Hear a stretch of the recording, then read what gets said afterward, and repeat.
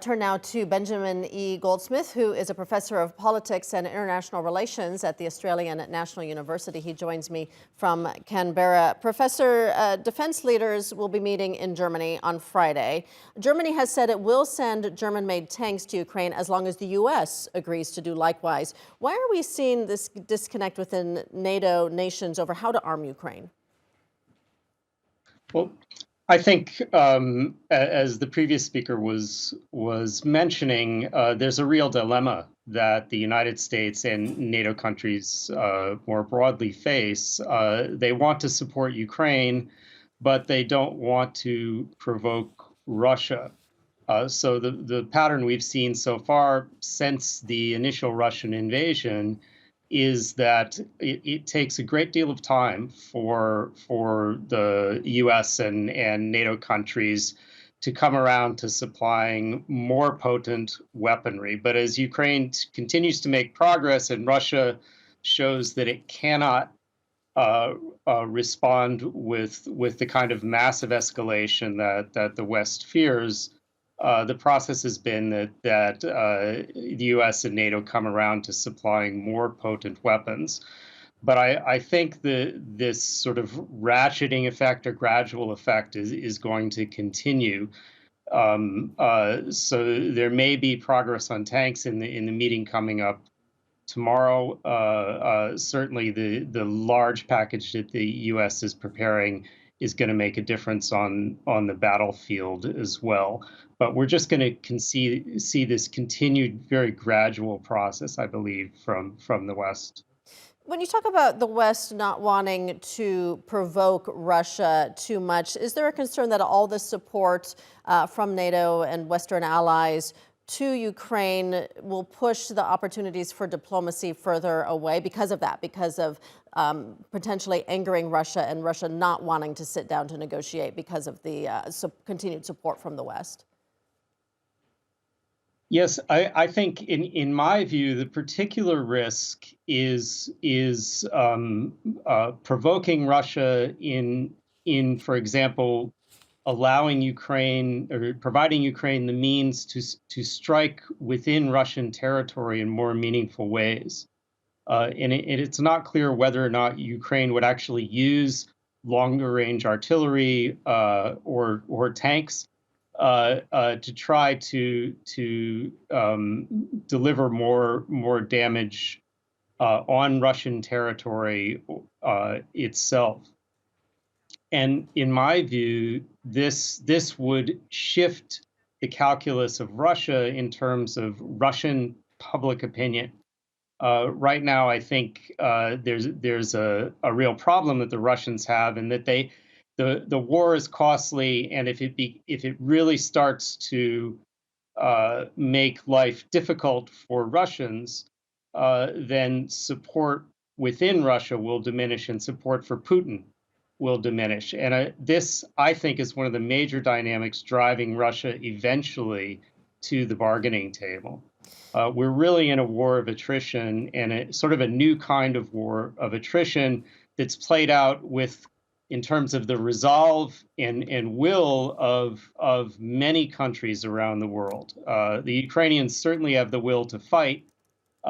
A major issue is whether the Russians continue to have the will to fight, and whether the U.S., Germany, and other countries continue to have the will to pay these large costs in economic and military terms, military material terms.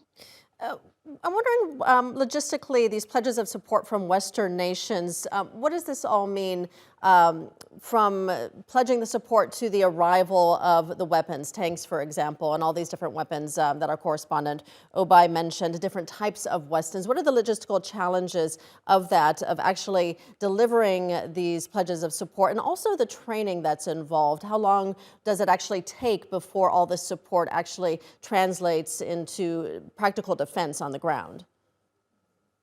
Yes, well, that's a good question, and I think your defense analyst would probably be in a better position to answer the specifics for the different weapon systems. But certainly, it takes a long time to deliver them, to get them to the Ukrainian border, when then they're handed over to the Ukrainians and delivered on by rail or other means.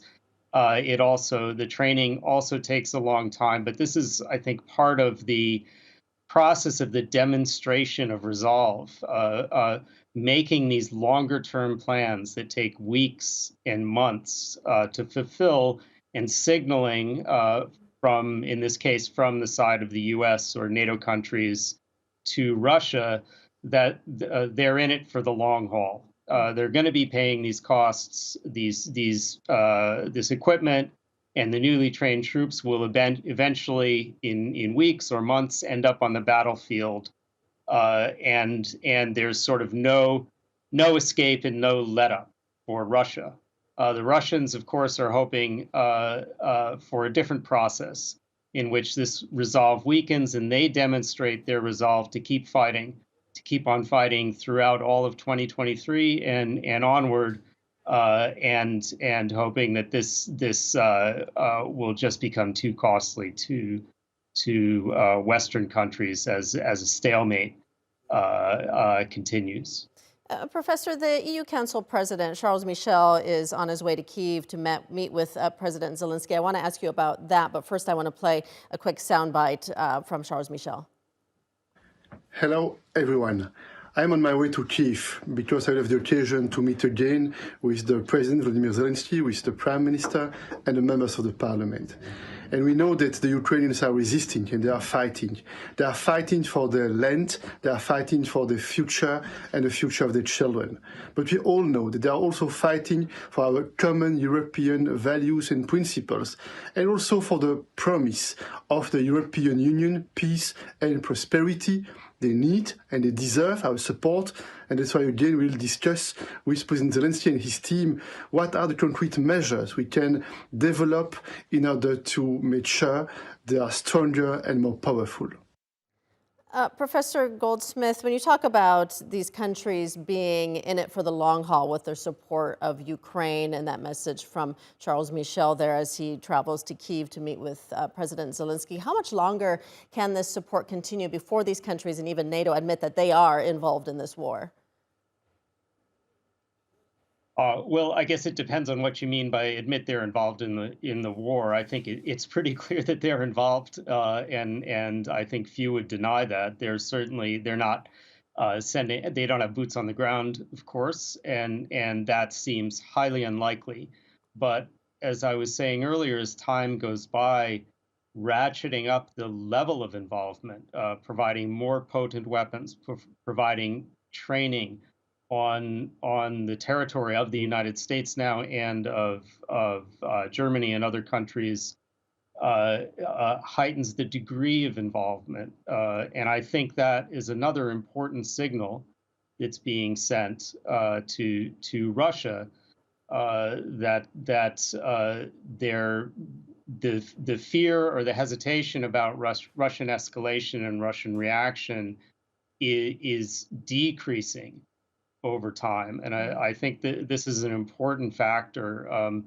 And the other thing that the EU official was mentioning is the importance of sort of Western values or European values, and I think this points to the importance of public opinion.